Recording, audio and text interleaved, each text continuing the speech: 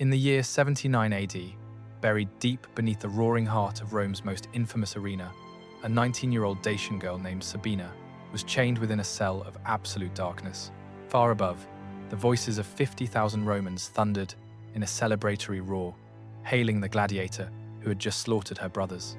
The events that would transpire for her over the next 3 hours would become a chapter of Rome's dark history so aggressively suppressed, a ritual so savage that even Roman historians debated whether to erase it from their records entirely. This is the narrative that Roman senators fought to expunge from history, the tale of a victor's wereward that granted them unspeakable license behind closed gates. Before we descend into the chilling details of what unfolded in those subterranean chambers, make sure to hit that like button. And if you've ever questioned what truly occurred after the crowds departed, subscribe now, because this revelation will permanently alter your perception of ancient Rome. Let us know in the comments, did Roman entertainment go too far, or was this just the grim price of building an empire? The account you are about to witness is drawn directly from the writings of Cassius Dio, corroborated by 2018 excavations beneath the Colosseum itself, and further supported by Senate records discovered within the Vatican archives. This is not mythology. These were the brutal events Rome deceptively called sport. This was the grim reality behind the arena of blood. Throughout the empire in the 1st century AD, the Colosseum was far more than a mere structure. It was Rome's ultimate monument to absolute dominance. Finished just a year prior in 80 AD, its sheer scale was vast enough to engulf entire armies. Inside, the air was perpetually thick with the stench of metal, sweat, and caged beasts. The sand covering the arena floor was no mere decoration.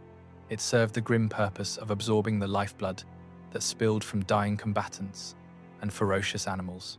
Beneath that blood-soaked sand, a labyrinth of tunnels and cells held Rome's most prized commodities: the condemned, the captured, and the conquered. The gladiatorial games were never just for entertainment.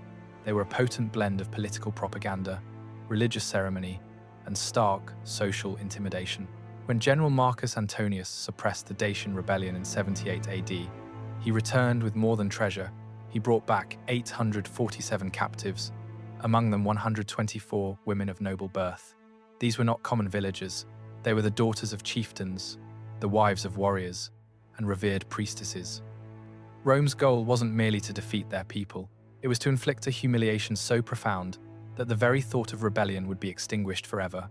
And so, the victor and the vanquished were brought together. Gaius Valerius Maximus, at 32 years of age, towered at nearly 6 feet tall, a colossal figure by Roman standards.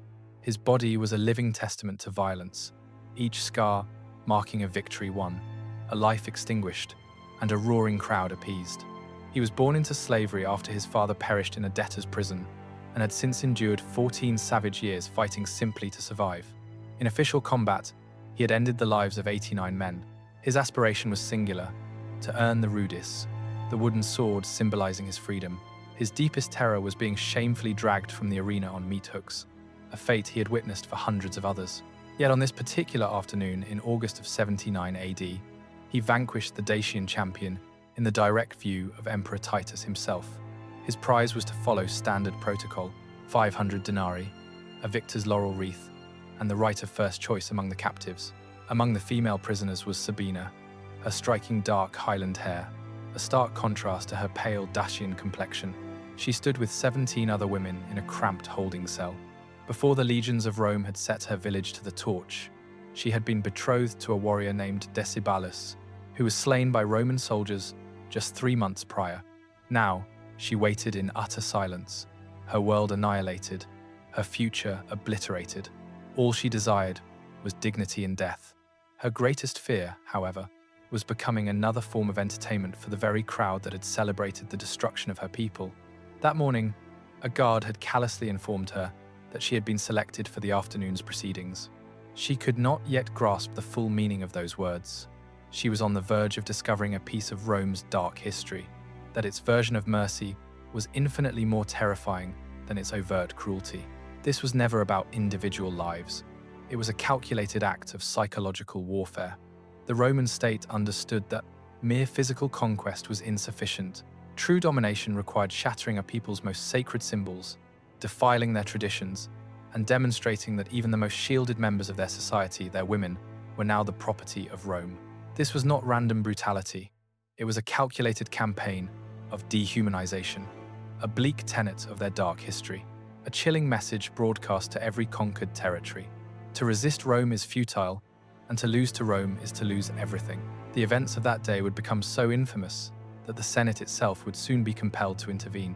At precisely 3 in the afternoon, as long shadows began to stretch across the blood-soaked arena, the Master of Games made his descent into the Hypogeum, the sprawling underground complex beneath the Colosseum, where the air was thick with the stench of damp stone and raw panic. He approached Gaius Valerius Maximus, presenting a bronze tablet that listed the available spoils of victory.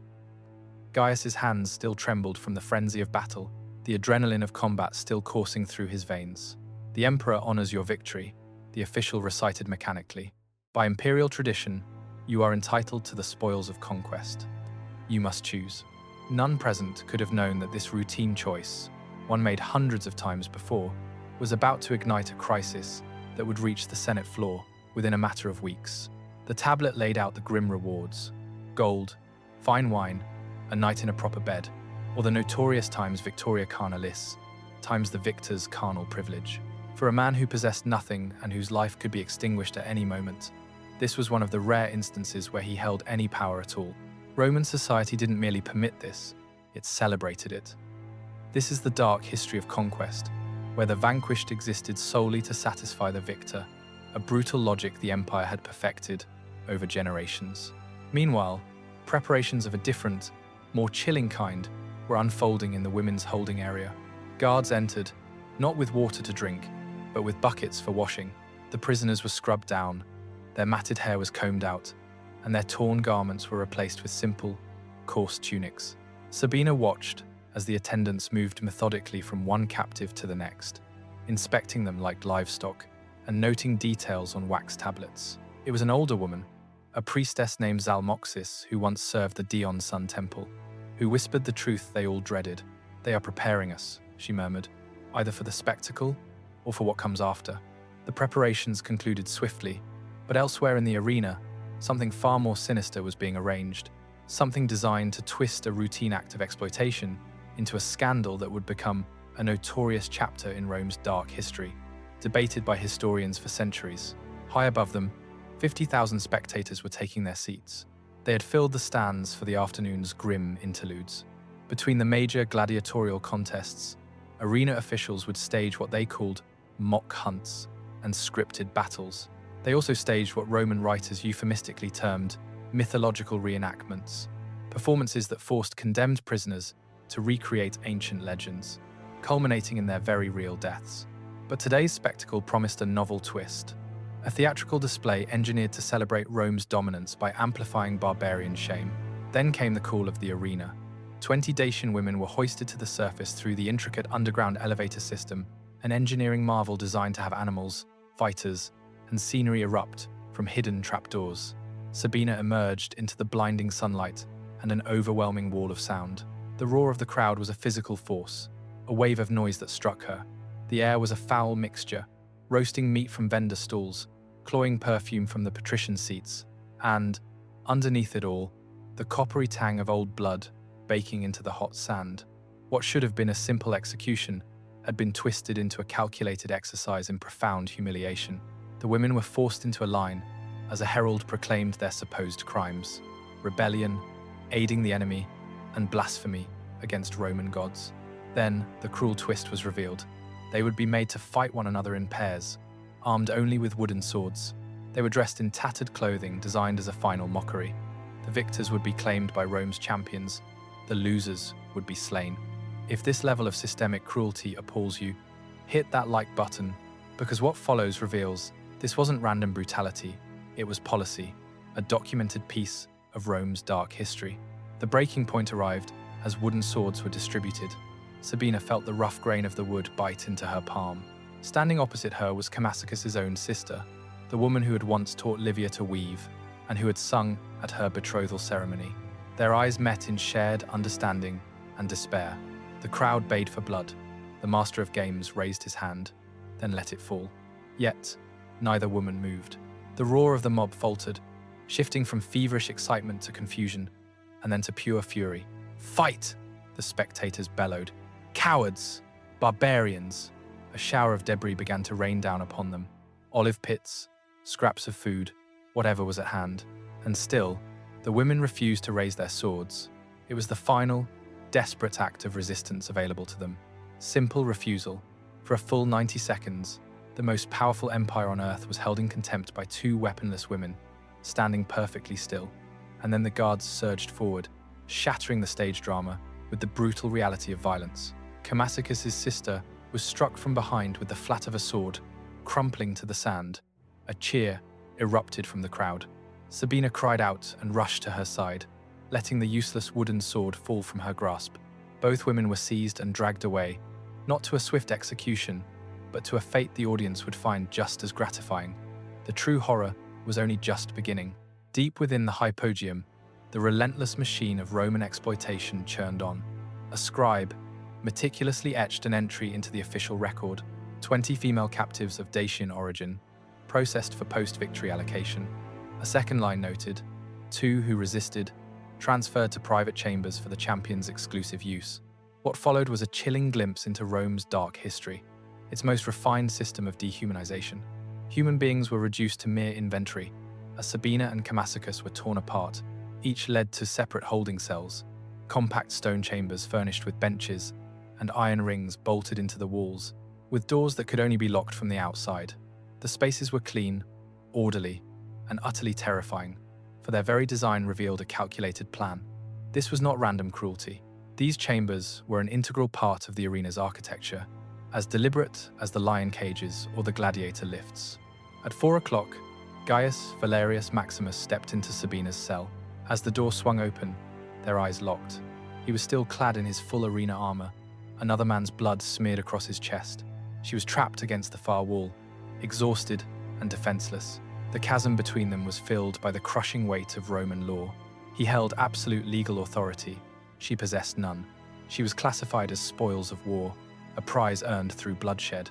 The annals of history offer no insight into Gaius's thoughts. Did he perceive a human being, or merely property? Did he ever question the very system that had forged him into both a weapon and a captive? Everything we know is derived from a clerk's mundane report, not from their own words. And then, the unthinkable occurred, a quiet act of defiance. Gaius removed his helmet, laid his sword aside, and sank onto the bench, burying his head in his hands. For 5 agonizingly long minutes, silence filled the room. Sabina stayed perfectly still, bracing herself for an assault that never materialized. At last, he spoke in fragmented Dacian, a tongue he had learned from other prisoners. "What was his name?" he asked. "Mine," she responded, confused. "No," he said. "The man they forced you to watch die." "Diabilis?" she offered. "No, the one from today." She simply shook her head. He sighed heavily. "I killed a man named Diabilis today. Perhaps a relative. Your people favor that name." What happened next was not the violation Rome had institutionalized. It was a conversation between two souls the empire had sought to strip of all humanity. Gaius spoke of his father, who was executed when he was just 9 years old. Sabina, in turn, described how her home was razed to the ground. 2 hours slipped by. Guards checked on them twice, heard voices, assumed the expected was happening, and moved on. At 6 in the evening, Gaius Valerius Maximus made his choice. It was a decision Rome would never forgive. He stood, strode to the chamber door, and summoned the guard. "This woman is unwell," he announced firmly. "She is infected. I reject the allocation. Take her to the physician." This was the sole loophole the arena's brutal system permitted. If a captive was declared diseased, a gladiator could legally refuse her and have her returned to the general prison population. The fabrication was transparent. The guard saw through it immediately. But Roman bureaucracy thrived on inflexible procedure. To challenge a champion's decision required paperwork, witnesses, and a formal inquiry. Accepting it took mere seconds. And so, Sabina was removed and escorted to the medical holding area. Her fate? She died just 3 days later from a common infection, the most frequent cause of death within Roman captivity. The infirmary was overcrowded, squalid, and staffed by the indifferent. The act of mercy that saved her from one horror only delivered her into the hands of another. Gaius would never see her again. He fought 2 more times that month. He was victorious in both contests, and he refused his prize on both occasions. The system faltered. Whispers slithered through the gladiator barracks. Maximus had lost his edge. That Maximus had joined one of those peculiar Eastern cults that preached compassion. That Maximus had been cursed by Dacian sorceresses. But the reality was far simpler. He had remembered his own humanity. This was Rome's turning point. On the 15th of September in the year 79, Senator Quintus Aurelius Sempronius stood before the Senate to lodge an official complaint. His young nephew, a novice gladiator, had been punished by his trainer for refusing the customary reward following a victory. The nephew asserted that Maximus's example had inspired his defiance. The trainer maintained he was merely upholding proper Roman values. It was a minor incident, hardly worth debating, except for one crucial detail. It compelled the most powerful men in Rome to publicly address a practice everyone knew existed, but never spoke of, allowed a grim secret of their dark history. The official Senate records, the sanitized versions that endured, note a debate concerning the appropriateness of certain customs regarding female captives. This euphemistic phrase masked a furious, 4-hour political battle over whether Rome had finally crossed a moral line, one that even its own senators could no longer ignore. The conservative faction, spearheaded by Senator Fabius, invoked tradition, declaring, "Our ancestors conquered completely body and spirit. This," they argued, "is what forged our greatness." But a more pragmatic, Stoic-influenced faction countered, warning, "We are not crushing our enemies. We are creating martyrs. We are sowing the seeds of rebellion. For while dead rebels are gone, traumatized survivors carry memories that will fuel uprisings for generations to come." Yet, the true catalyst for change wasn't a sudden moral awakening. It was the cold calculus of political survival.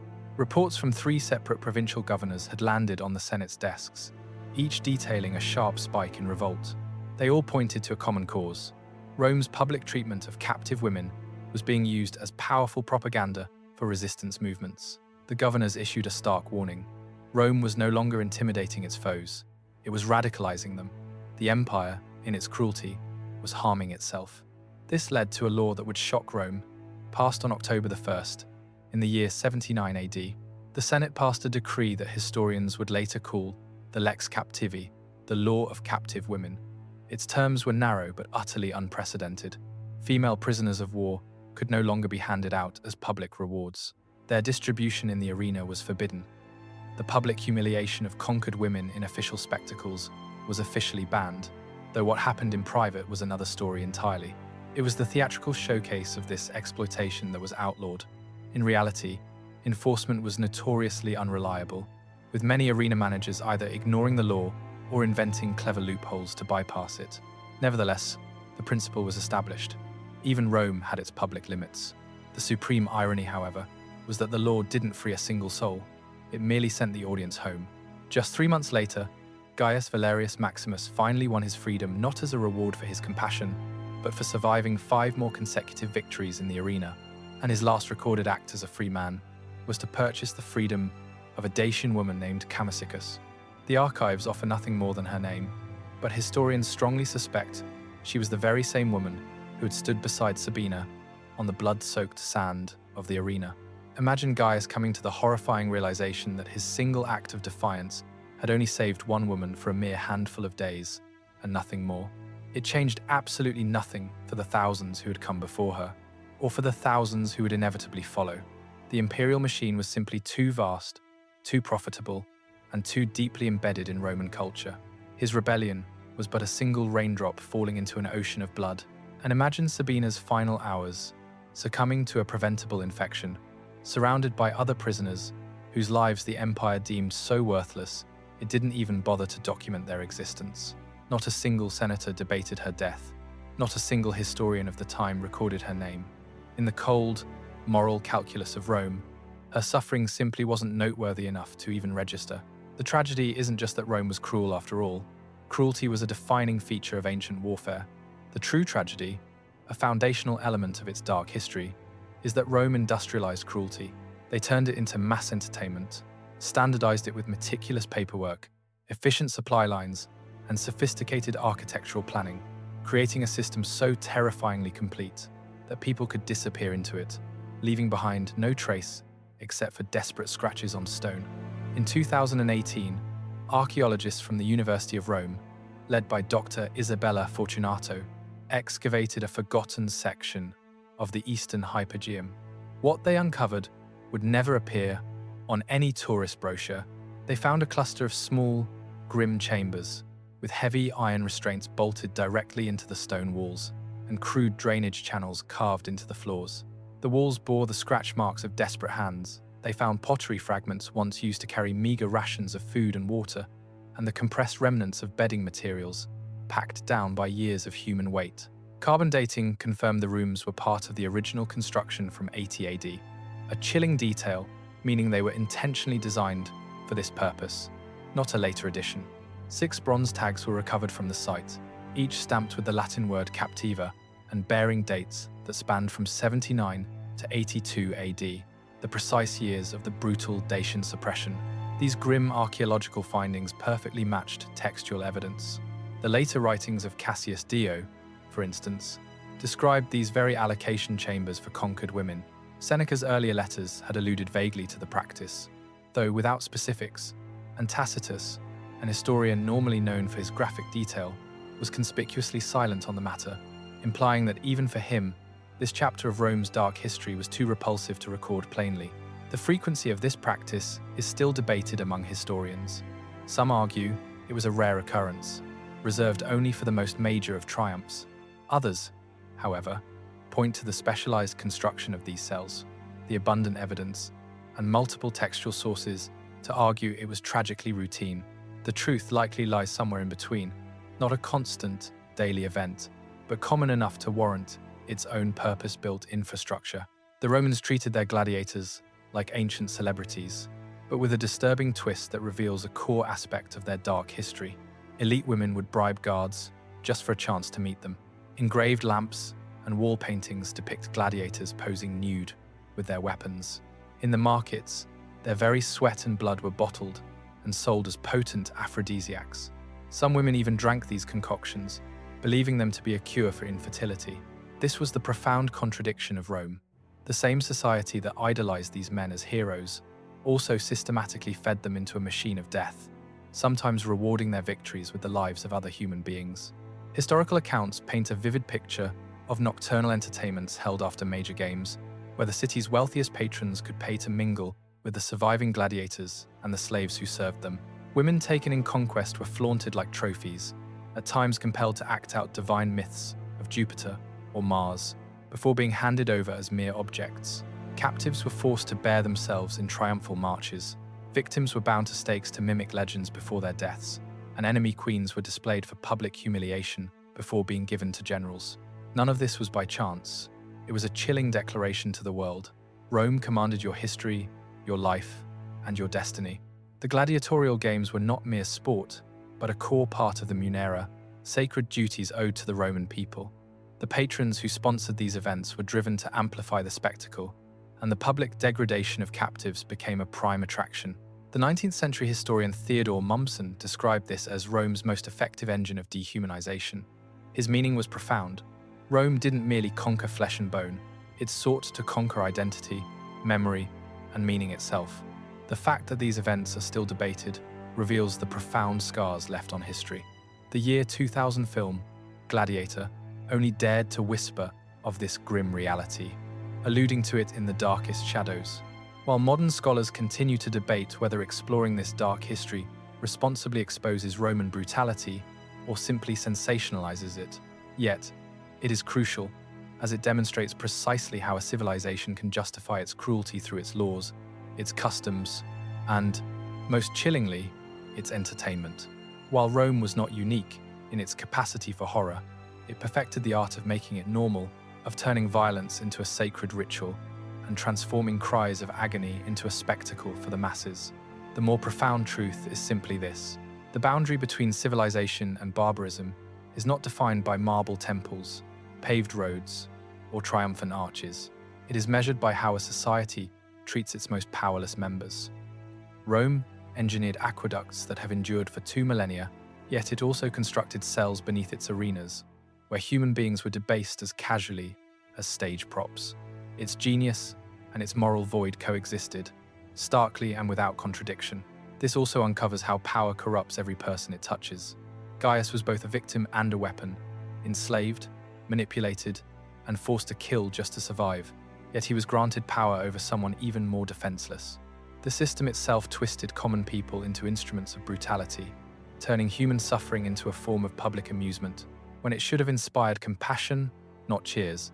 This serves as a stark warning about the danger of using tradition as a moral shield. Our ancestors did. It became Rome's justification for every ethical failing, until custom overshadowed humanity and atrocity became mundane. And this forces us to ask questions we still wrestle with. What other buried horrors from our dark history lie beneath the monuments we revere? How many popular tourist sites are built upon foundations of forgotten suffering? At what point does confronting the past become essential? And when does it verge on exploitation? Consider Sabina's final hours, succumbing to infection in a squalid cell beneath the most magnificent structure of her era. Did she ever wonder if her name would be remembered? Could she have imagined that 2,000 years on, archaeologists would uncover her tag and once more speak her name? These chapters of our dark history remind us that progress is never a certainty. They teach us that civilizations crumble morally long before their walls do, and that each generation faces a choice between empathy and efficiency. Rome chose spectacle, and the price was paid in erased lives. Yet the lesson endures within the ruins beneath the arena floor, and so, a gladiator's triumph became a license for cruelty, and a routine reward became one of Rome's most deeply buried scandals. Hundreds of Dacian captives vanished into the cold anonymity of bureaucratic ledgers, and a young woman named Sabina is remembered only because one gladiator made an unconventional choice, a choice that, in the grand scheme, changed nothing, yet proved that a flicker of humanity could persist even within Rome's most brutal machinery. If this story left you feeling unsettled, consider subscribing, because confronting uncomfortable truths is far more valuable than embracing comforting lies. Let us know in the comments what you found most disturbing: the calculated system of exploitation, or Rome's terrifying efficiency in making it all seem routine. Always remember, the most shocking parts of our dark history are often concealed beneath the foundations of civilization's proudest achievements. The blood staining the arena sand was not always from combat. Sometimes, it was the blood of innocence turned into a spectacle, a result of power without conscience, and of all the moments when humanity chose to look away, as cruelty was met with thunderous applause.